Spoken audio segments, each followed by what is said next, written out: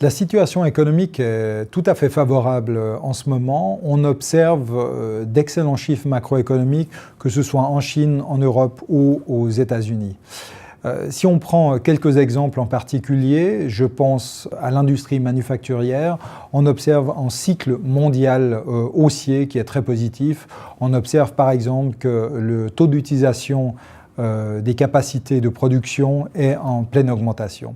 Au niveau du marché de l'emploi, la situation est tout à fait similaire. La création d'emplois est positive et le taux de chômage est en train de diminuer. Et malgré ces améliorations, l'inflation est restée tout à fait stable et encore relativement faible. Et donc les banques centrales réduisent leur stimulus monétaire, mais ne font que normaliser la situation et ne sont pas véritablement en train de tirer le frein à main.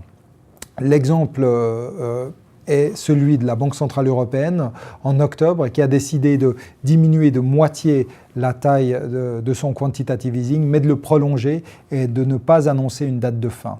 Ce qui signifie que justement cette impulsion monétaire continue de soutenir l'activité économique. Aux États-Unis, la Fed devrait encore augmenter les taux à la fin de l'année, puis encore les augmenter l'année prochaine. Mais malgré tout, le but est de normaliser la politique monétaire et pas de la rendre beaucoup plus restrictive. Et on le voit, sur les marchés financiers, la situation est très favorable. Les actions ont atteint de nouveaux sommets en Europe et aux États-Unis. Et puis la courbe des taux, même si elle s'est légèrement pontifiée, c'est-à-dire que les taux à long terme ont augmenté, elle est restée quand même historiquement très faible. Et donc la situation reste tout à fait favorable.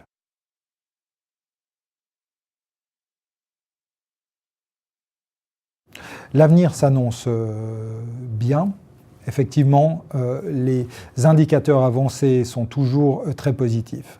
On fait toutefois attention à trois risques qui sont d'abord évidemment la croissance, deuxièmement la Chine et enfin la courbe des taux.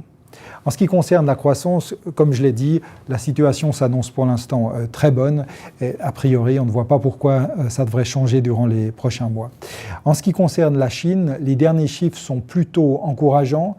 La croissance économique s'est stabilisée.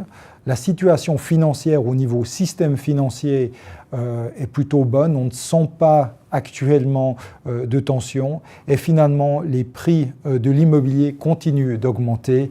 Et donc, c'est une situation qui est tout à fait favorable pour ce pays. Le troisième point, qui est la courbe des taux, encore une fois, la situation est bonne. On observe effectivement une légère pontification de la courbe, mais les taux restent globalement bas. Par conséquent, parmi les trois risques que nous mentionnons, aucun ne se réalise véritablement pour l'instant.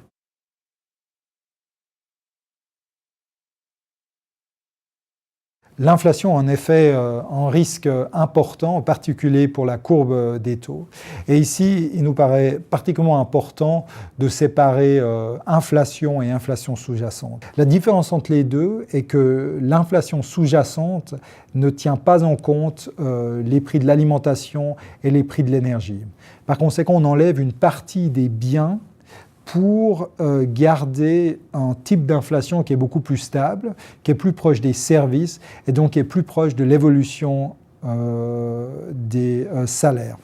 Et ce que l'on observe tant aux États-Unis qu'en Europe, particulièrement aux États-Unis, je devrais dire, et un petit peu moins en Europe, est qu'à la marge, vraiment, les derniers chiffres montrent que s'il y a un risque sur les salaires, ils sont plutôt à la hausse qu'à la baisse. Par conséquent, si ce risque-là se matérialise et donc les salaires augmentent légèrement, alors l'inflation sous-jacente devrait légèrement augmenter également et donc on devrait avoir des banques centrales qui devraient ou qui pourraient être plus restrictives à l'avenir.